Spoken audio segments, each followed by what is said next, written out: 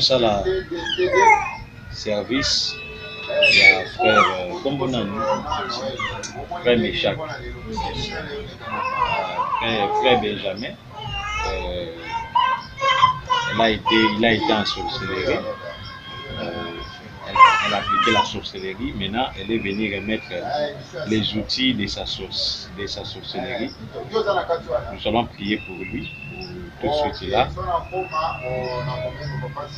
allons prier pour lui tout de suite. Puis il va remettre ses outils de la sorcellerie. Frère Benjamin, comme on l'a dit.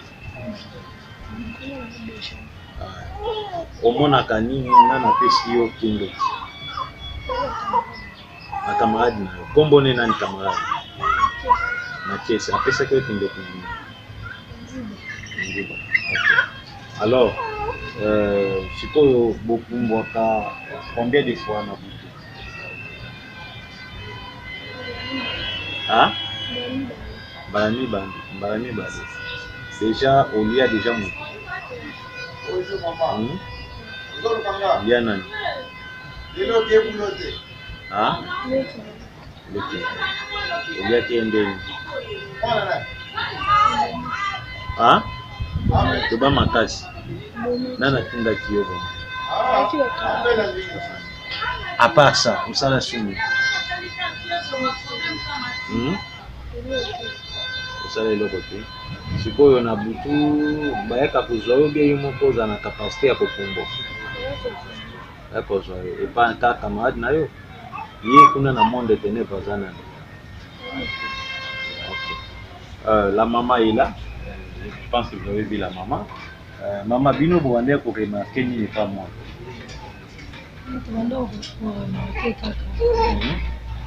Ce qui abandi makamune wana ngomona viezi fike vie bibi viezi alisubinte souffrance ekoti mbongo nange efofina etikali par terre eloko moko te ezomarche nde yango wana naye koremarke nga moko na tani ya bite seke mwana oyo azongeli lisusu boye nabandisaki tokoti kosolola nabisina te mama azongisaki nga lisusu nga lisusu oyo azongisaki oyo basengaki onini basengaki nga leki na nga mwasi sheki na wana sakufa liboso basenga nga leki na nga mwasi nasi napesaki baye kosenga nga lisusu bomini papa nazwaki mbongo napesi nakanga bino basimo nyonso moko kosala ekoko avansi te.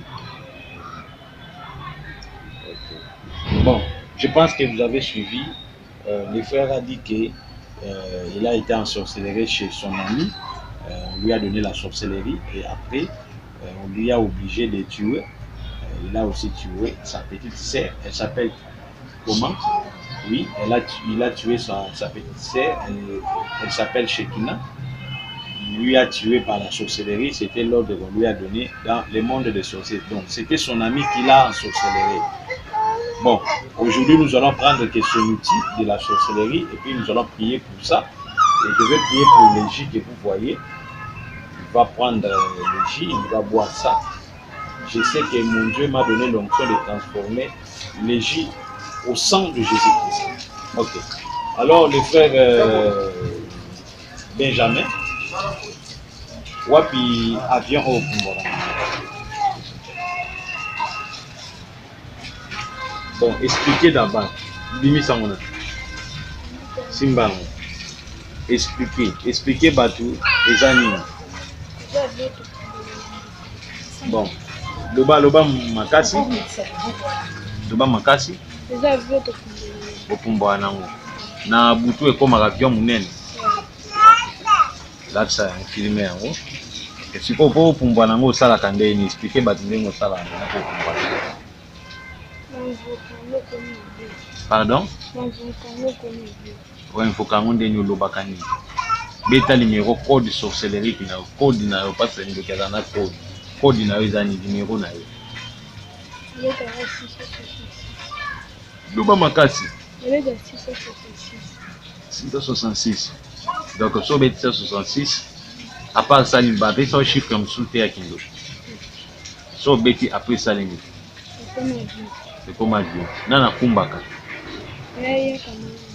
Et moi, parce qu'on a 4 avions, vous avez combien de personnes? Non, non, non. Tanga ba combo? Na yaka. Makambo ya ya zolo beza bongo. Yo pe omona nini na butu? Baraka ozwa bokota wapi? So bazio bokenda wapi?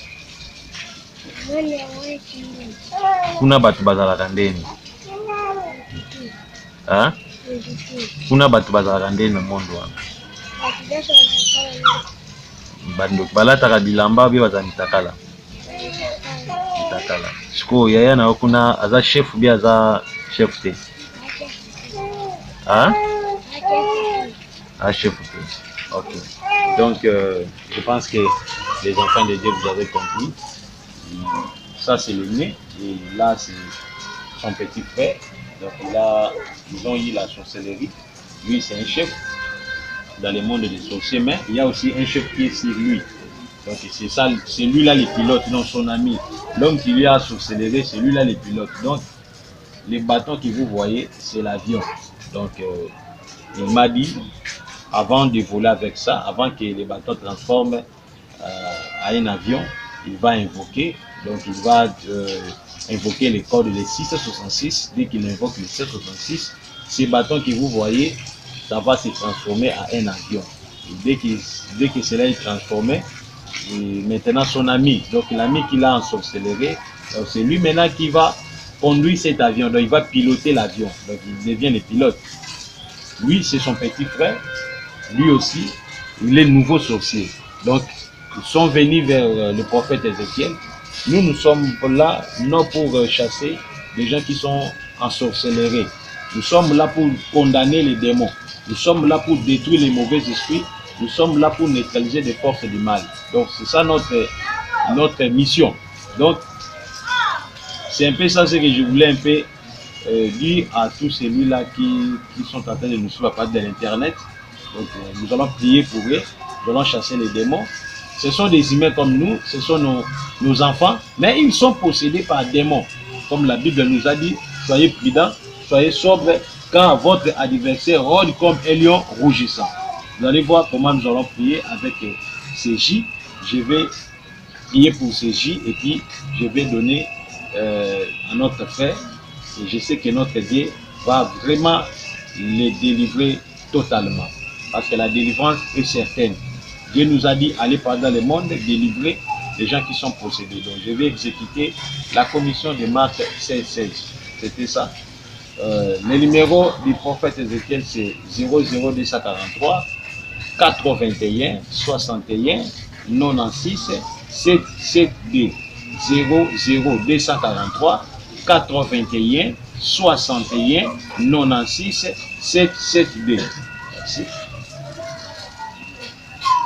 Seigneur, averti du pouvoir que tu m'as confié, je prends maintenant ces deux bâtons, les avions des sorciers, je les coupe maintenant au nom de Jésus, je les détruis au nom de Jésus, je les détruis au nom de Jésus, je détruis ces deux bâtons au nom de Jésus-Christ, je les brûle au nom de Jésus-Christ. Je remplis ces jus par l'onction. Je remplis ces jus par l'onction, que cela devient le sang de Jésus. Parce que tu as dû laisser les enfants venir à moi, car mon royaume les ressemble à ceux qui sont comme des enfants. Père, je transforme ces jus au sang de Jésus.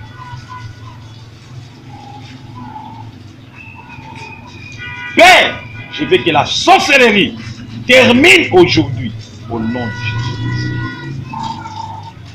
L'ancien. Je chasse cet enfant qui est venu réclamer leur collègue. Je te chasse au nom de Jésus. Je te condamne et je neutralise ta puissance au nom de Jésus-Christ.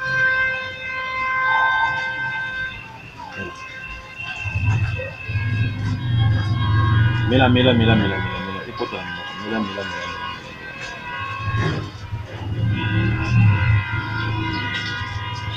Tanga miso. Mela. Mela. Comment Mela. Mela. Comment Comment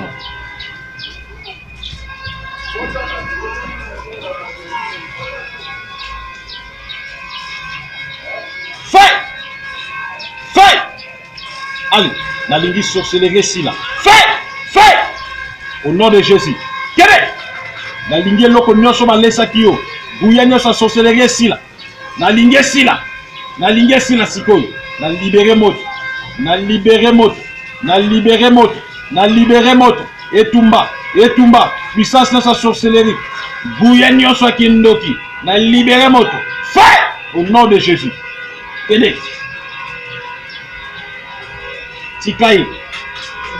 Kene. Na kombo na Yesu. Na bomi misu nyonso mona.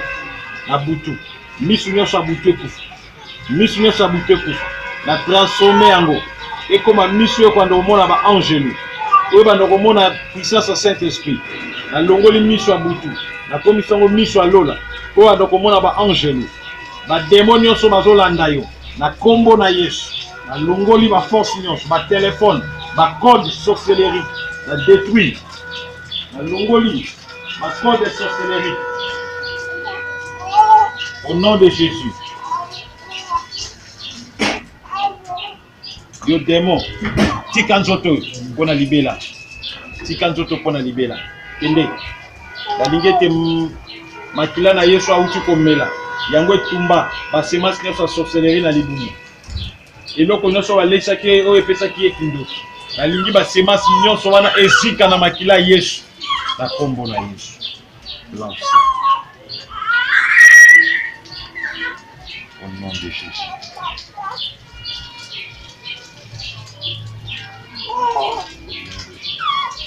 Na kombo na Yesu.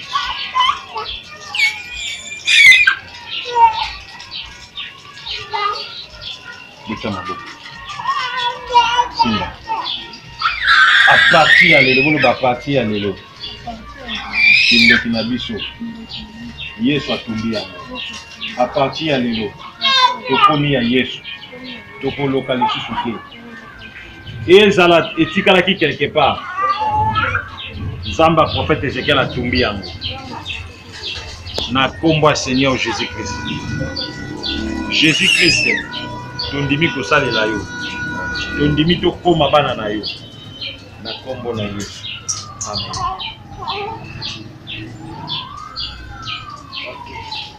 Bon, c'est tout.